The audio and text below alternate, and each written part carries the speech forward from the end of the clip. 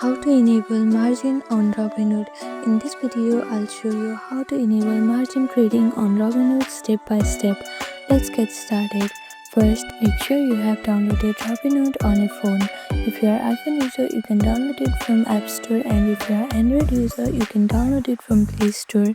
After that, click on search bar and open Robinhood app.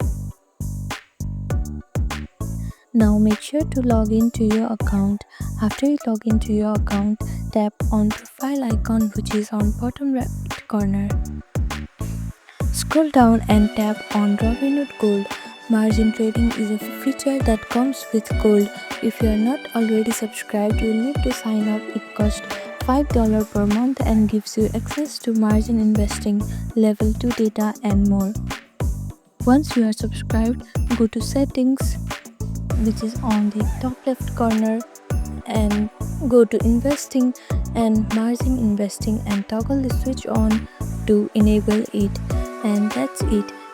This is how you can enable margin on Robinhood. Thank you for watching this video. Please do not forget to like, share and subscribe to our channel, and comment down below if you have any other queries. Thank you.